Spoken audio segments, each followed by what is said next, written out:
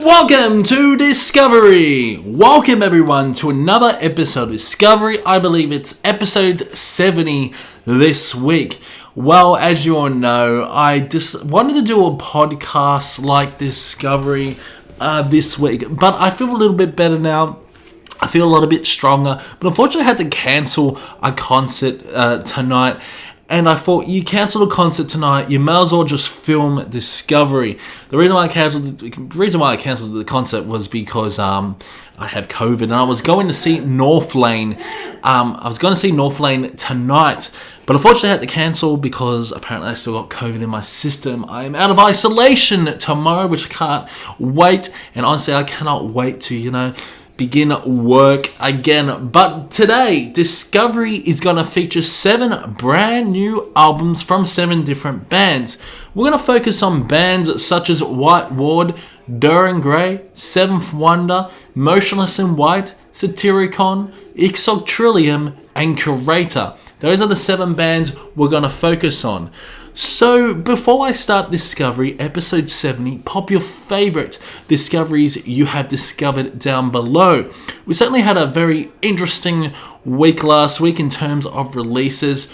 We also got some mixed reviews by by particular bands such as Motionless in White. There were a lot of videos like Meltdown Trenches, all released, and even Mad Mike, all really absolutely fucking smashed Motionless in White's brand new album.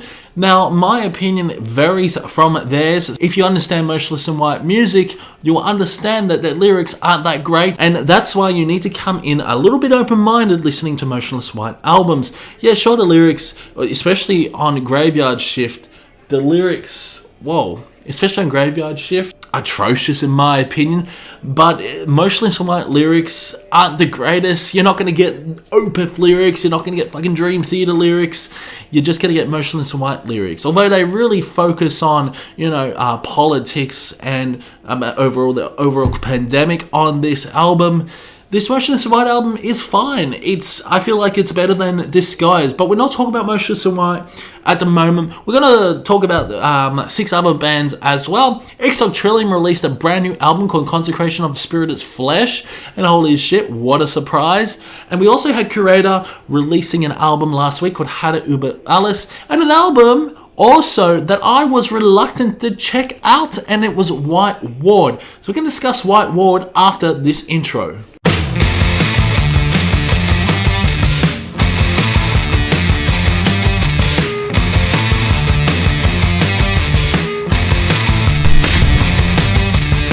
Let's get on with this brand new discovery. So, coming first is White Ward and their album False Light. Take a listen.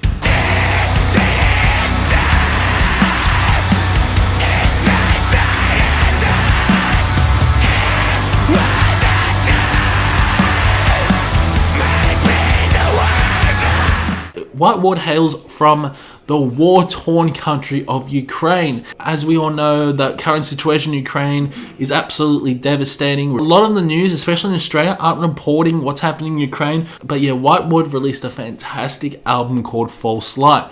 Now, here's this little bit of a story. Mate was saying, you got to check out White Ward. They are absolutely fantastic. Anyway, I said, yeah, I'll check him out. Eventually. And I saw the album cover. I looked at the album cover and I said, well, this, I don't really want to check it out because the album cover doesn't look that great. It doesn't even look like fucking black metal. And I was reluctant to check out. And it was a week or two that you saw other YouTubers release content on this particular album, how White Ward is one of the greatest albums of this year. So that's when I had to check it out. I had to check this album out. You have to check it out. Check out White Ward. You can't check it out. So I checked it out, and holy shit, was I surprised. I was expecting to hate this album, to be honest, because it was overhyped, especially on our Discord server. A lot of people were talking about White Ward, and how good this album was. So I had to see for myself. And probably the first 5 minutes, I understood this album perfectly. This album was released on June 17, 2022 through Dimmer Morty Productions. And I'll tell you what, this Ukrainian band is absolutely fantastic. It's some blistering black metal along with beautiful moments as well. There are orchestral moments that build throughout this album, lovely saxophone passages, such a beautiful album overall. There are a few post-black metal elements sprinkled along with atmospheric moments, but there are some great songs like Leviathan. Leviathan is hard-hitting at times, but there is a beautiful saxophone passage, beautiful brass sections, and overall it's just a fantastic song to kick off the album. There's some really nice clean vocals as well sprinkled throughout this album, throughout Salt Paradise, some really nice piano passages as well, and this is a fantastic black metal album. Experimental black metal, you could say. It is one of my favorite albums of this month, and dare I say, it's one of my favorite albums of the year. This is going to be hard. It's going to be hard to top an album like this one. Yes, I'm hyping this album like a lot of other YouTubers are hyping this album, just because it deserves to get hyped up big time. And the reason why is because of the beautiful melodies that do get fucking stuck in your head. Awesome passages. It's fucking fantastic. Atmospheric, blistering, hard, heavy black metal with some beautiful touches of serenity. Beautiful, serene moments, passages that will just melt your heart. You got the song False Light. False Light, the self-titled track, is absolutely amazing. Silent Circles, it's progressive as well, technical as anything. Yeah, one of the best albums of the year. I'm going to give this False Light by White Ward a solid fucking 93%. Like, this flows very well, but I just wanted this LP to be slightly longer. I feel Downfall shouldn't have ended off the album. A little bit wrong with the track listing in my opinion. False Light should have definitely ended off the album. There's some great songs like Kronos. I think Downfall could have fit in between Kronos and False Light, and it would have been a fantastic way. But yeah, like I said, it is such a beautiful album through and through. Magnificent piece of work. So we went from Ukrainian to now Japan. None other than legendary band Dir En Grey released a brand new album called Phalaris. Take a look.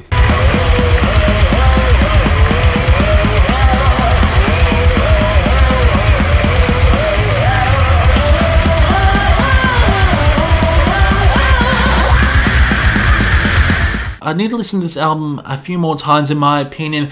It is a good album overall, but I just feel like it doesn't have the energy and intensity that the other albums of Dir En Grey have.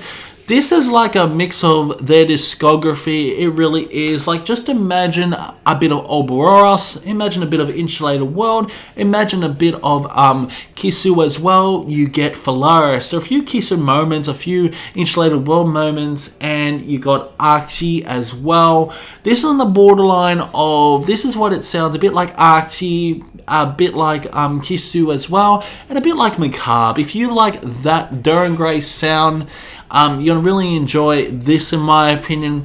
I feel like this is a much more mature Dir En Grey. Kia's vocals are actually really good. He incorporates more of those cleaner vocals throughout this album, but he does incorporate a few growls, death gutturals. The drumming is very good. There's some really good guitar work, but there's nothing much I can say about this album per se. I just feel that I need to hear it a little bit more to give you like a full honest review. Like, my first initial listen, it was good. It was a good album. Like, it wasn't something special like Dir En Grey deliver sometimes. When I heard Insulated World, I thought it was absolutely brilliant, fucking fantastic album. Very heavy, very intense. Phalaris has more of those softer and ambient moments, which is different in my opinion. Like, this is a very different Dir En Grey album. And the other production is pretty good, but there are just songs that just don't really get stuck in your head. But unfortunately, Dir En Grey Phalaris, an album I have been waiting for, fucking waiting for years, and finally they release a brand new album. I just said, yeah, it's okay. I want something different. I want something unique by Dir En Grey. I contradict myself here because it is a unique album, throwing different elements throughout the years onto this album. It's an okay LP. I thought this was going to be grandiose and something special. It's not a special album. In my opinion, it's one of the weakest Dir En Grey albums. Although this album does go on for about 54 minutes, there's just not enough substance for it to run that time. I feel there are a few fillers on this LP, just like Eddie, also Untuksa Buga Yokraru, and also Hibiki. You got the fantastic, pretty long song, 10-minute song called Schadenfreude. That's a pretty good song, and he does incorporate growls throughout that. The Perfume Sins is a pretty good song, and 13's alright. But the rest of the album is just, it's okay. It's an okay album. It's a good album for Dir En Grey. Phalaris, I'm going to give this probably around about 65%. So moving on to some progressive metal. If you know the band Seventh Wonder, you will know that, well, you may not know, they've released an album called The Testament. This is their brand new album. Take a listen.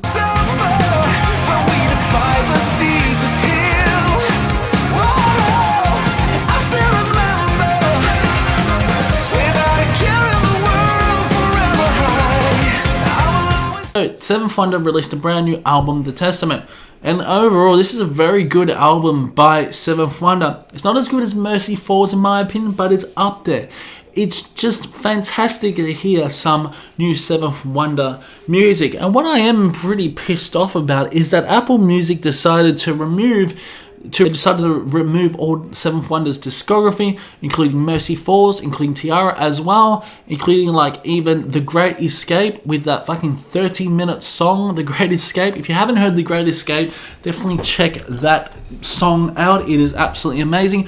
But I'm pretty pissed off that they removed most of Seventh Wonder's discography. Seventh Wonder, The Testament is pretty good. Tommy Karovich's vocals are just absolutely amazing. In case you don't know, Tommy is also involved in Camelot after Roy Khan left. But yeah, Tommy, just an amazing vocalist as well. Love the guitars on this, love the riffages, and not to mention, they are so good at building atmosphere, Seventh Wonder. Great songs like Warriors, Delight, Reflection is a fantastic instrumental with different odd time signatures, and the production on this is wondrous. It really is. Great songs like Invincible, Mind Killer, Under Clear Blue Sky, and Allergy. Some very catchy choruses as well, hooky moments. And yeah, Tommy's vocals are so angelic on this. If you think of Seventh Wonder, you also think of power metal moments. And yes, there are power metal moments because the Seventh Wonder at times sounds like a proggy Camelot. There are some symphonic elements throughout this album mixed in between with some really crushing heavy guitars as well, and odd time signatures now and again that will throw the listener off guard. Yes, Seventh Wonder, The Testament is a very good LP. It is definitely one of my favorite albums, definitely one of my favorite progressive metal albums of this year. Let me know if you enjoyed this because there are mixed reviews on this LP. I thought it was solid. It's solid. It's an addictive LP as well. You want to listen to this album over and over again to get to just really catchy choruses like The Light, I Carry the Blame is really good as well. And Invincible is such a fun song. But yeah, for Seventh Wonder and the album The Testament, I'm going to give this probably a solid fucking 85%. Yes, there are a few mishaps now and again. Some musical passages end of the way through, in my opinion, causes the listener to lose track in what they're listening to, especially through songs like The Red River. And the instrumental Reflections is a really good instrumental that will give Dream Theater work for its money, that's for sure. But yeah, Seventh Wonder, The Testament, gets that score.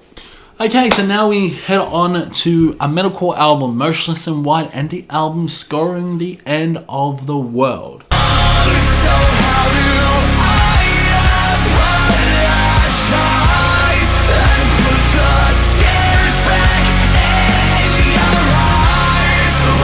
A lot of the metal YouTubers, my peers, decided to create videos of how they cringe and everything like that, and how their music lack substance.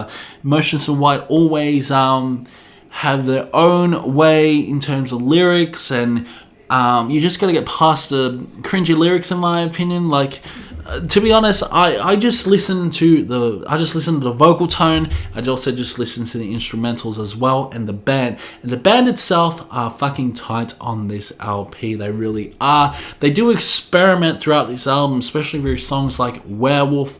Really heavy songs like Slaughterhouse featuring Brian Garris. Masterpiece.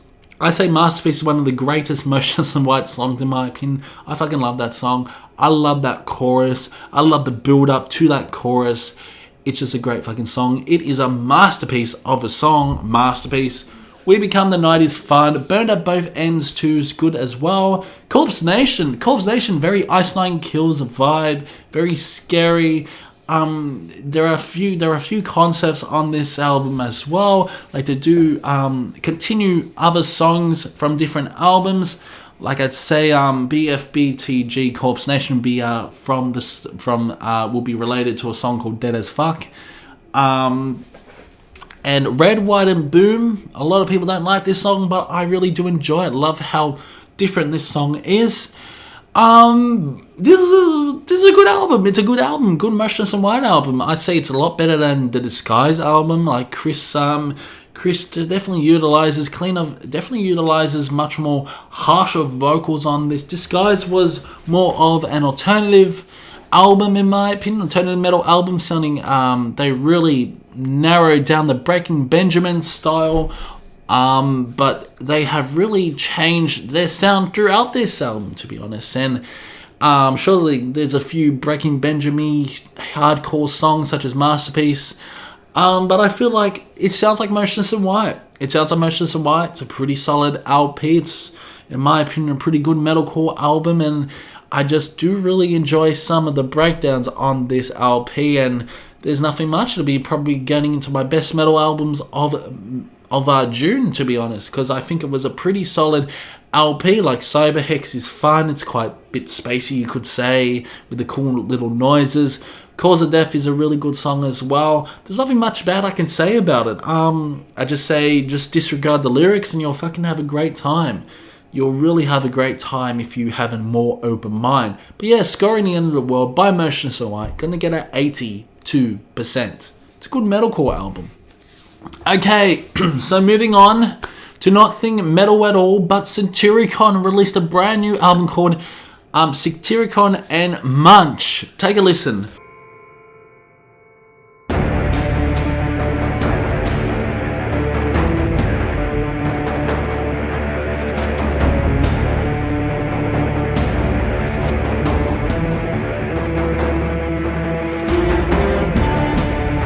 When I first heard this, I said, wow, this is very different.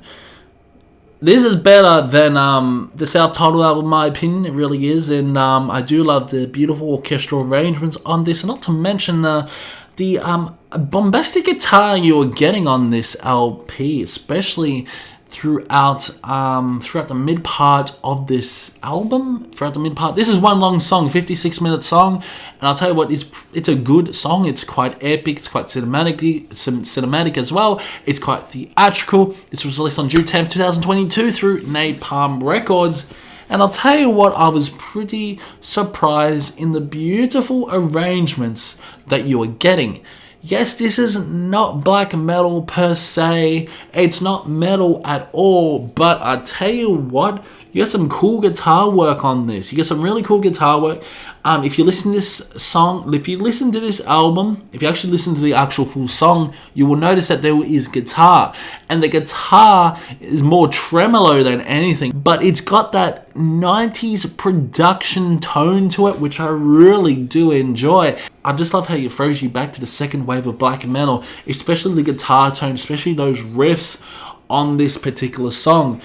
Now, a lot of people would say, wait, there are no guitar work. There's no guitar on this. There's nothing. There's no black metal. there is guitar. If you listen to it, if you do listen to Satyricon and Munch, there is a lot of guitar on this, especially through midway. We get some cool guitar work. Love the piano work. I just love the synth work and the cinematic atmospheric moments. It's a very epic atmospheric song in my opinion, and I love the melodies that do repeat themselves over and over again, and you just get adjusted listening to Satyricon and Munch. Pretty good album in my opinion. This is better than that shitstorm of an album, Satyricon. Yeah, I wouldn't put this last. I put this a little bit higher than a few other albums by Satyricon.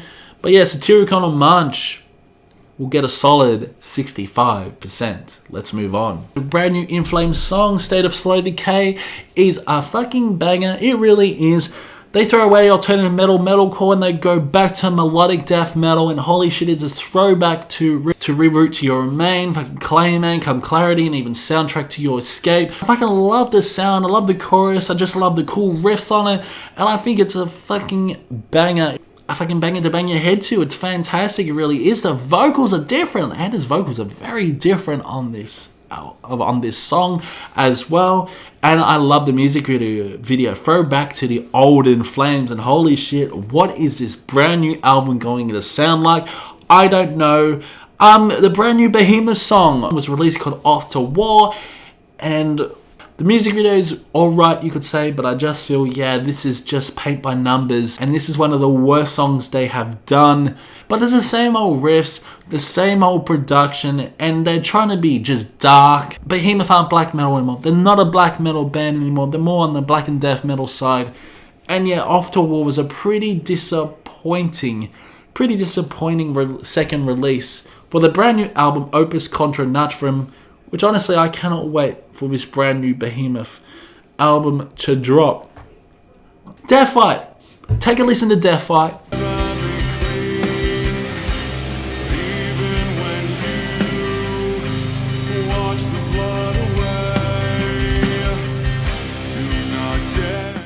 So, this is a pretty short mini review for Deathwhite, but I thought I had to shout out this band. Grey Everlasting. What a fantastic album. This is a mix of Catatonia, mix of a bit of Typo Negative. You get fucking Deathwhite. The vocals can be monotonous at times, or a cool vocal tone.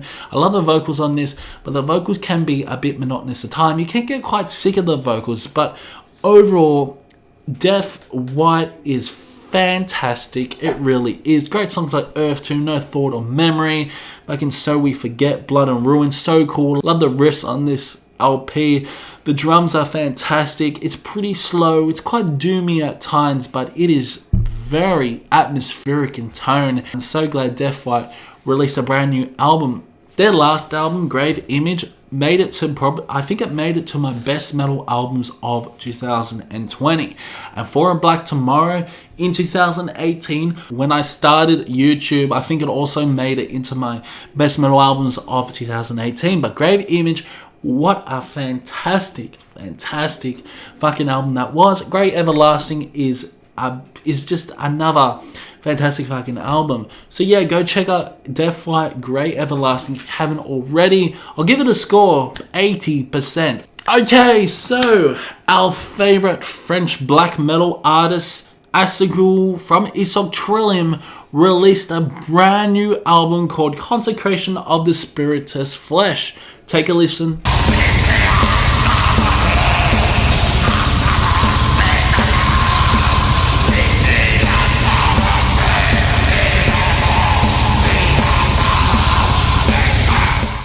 In case you don't know, Deathwhite for the Serpent Telepath is one of my favourite black metal albums of all time. And it is my favourite black metal album of last year. And it is my favourite album, still my favourite album of 2021. And you gotta believe it, I'm all over Consecration of the Spiritus Flesh. I tell you what, I feel that Esoctrilihum are flawless in their discography.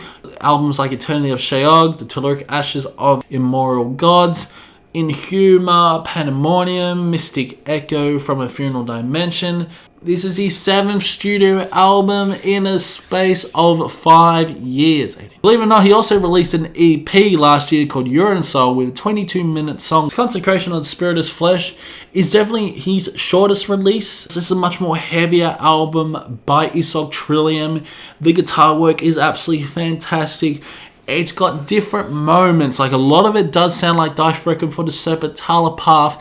Esoctrilihum don't really change their sound in my opinion, but yeah, his vocals on this are just very vicious in tones, like a fucking ancient god rising from the dead, about to cause havoc to our civilization.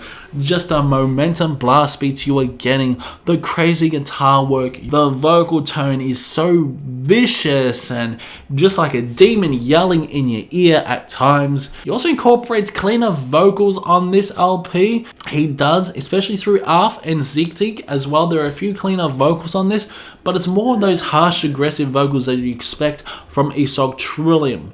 The drumming is absolutely fantastic. Production is a lot more rawer. Deathwhite for the Serpent Telepath was more polished, while Consecration of the Spiritus Flesh is much more rawer and deeper in tone, and a lot of people would probably really enjoy this overall production of this brand new Esoctrilihum album.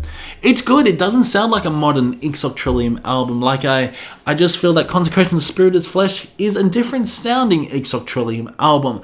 Like every single album you hear, Esoctrilihum does something different. Although you'd think he sounds the same at times, he doesn't. There's definitely certain elements such as cool synth work, cool keyboard moments, and this is a less spacey album, less cosmic album than Deathwhite for the Serpent Telepath.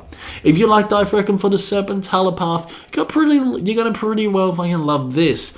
Running around about 45 minutes though, so this is a pretty short album by Esoctrilihum. Just 10 minutes shy more from that EP he released last year. And yeah, there are some great songs like Shohi's incredible, Spiritus Flesh, what a fucking way to kick off the album. Zigtig's fantastic, and Arf is such a good song overall. In my opinion, this is a really good black metal album, but I feel that Satyricon, Hydnia, and even as Kisi are a bit better than Esoctrilihum's brand new album in my opinion. And that's why Consecration of Spiritus Flesh isn't going to get close to a perfect score, because I wanted this album to be a little bit more deeper in substance. It's a solid album in my opinion, and this album does grow on you. I've heard about a few 6 times, 7 times now, and there's a lot more aggression on this album. But Consecration Spiritus Flesh is a good album overall, so it's going to get a 82%. Let's move on. Okay, let's move on to the main event of Discovery. We're talking about Hada über alles by Kreator. They released a brand new album June 10th, 2022 through Nuclear Blast. Take a listen.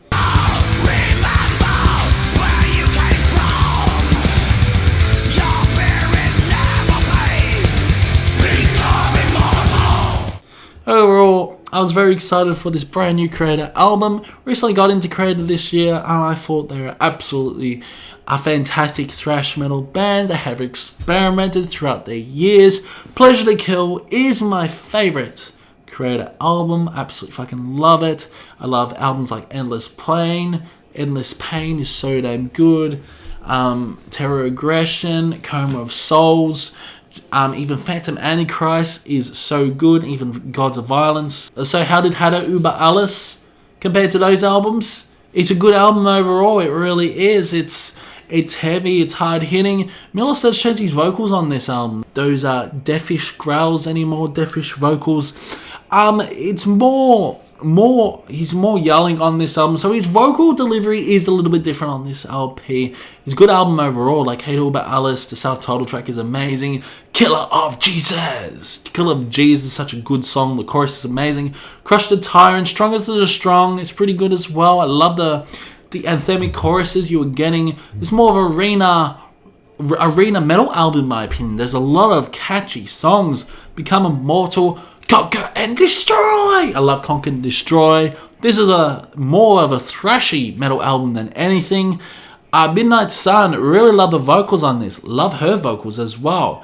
And the harmonization between those two are fantastic. Demonic Future probably comes before the fall. Those doomier riffs on there. the really slow-paced song. Pride Comes Before the Fall is one of the best Kreator songs in my opinion.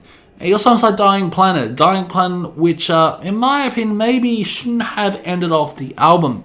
The track listing on this, in my opinion, is slightly wrong. I feel like Pride Comes Before the Fall should definitely ended off this LP. It would have made it something quite special. Because Pride Comes Before the Fall is a very different Kreator song. A beautiful soothing guitar with those crushing riffs as well, but it's a much more slower paced, doomier song. Especially the guitar work on that has that doom metal element that I absolutely fucking love. But overall, it's a very good album by Kreator. If I had to rank it, I'd probably put this album right in the middle. In my opinion, it's one of the weakest modern day Kreator albums. Like, I did really enjoy it and I love it. I love it for what it is. Kreator don't make bad albums apart from Renewal. That's it. And the rest of the albums I fucking love. So yeah, Hade über alles. Although this will probably grow on me, it's definitely going to make it into my best metal albums of June, that's for sure. But I thought it was solid. I thought it was a solid fucking album. So go check out Hade über alles by Kreator. If you haven't already, gonna give this an 85%. So yeah, that's it for Discovery. I don't think there's anything else. So yeah, my voice is starting to go. Let me know in the comments below what you thought about Discovery, and I will see you in the next one.